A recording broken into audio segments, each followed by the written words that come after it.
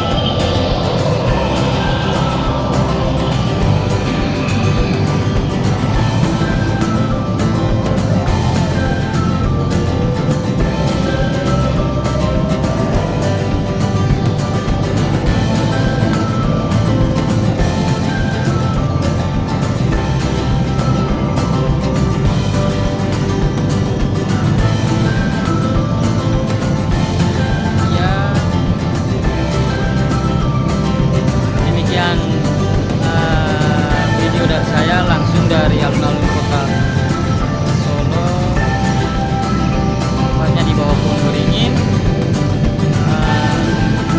Sampai jumpa di video-video saya selanjutnya.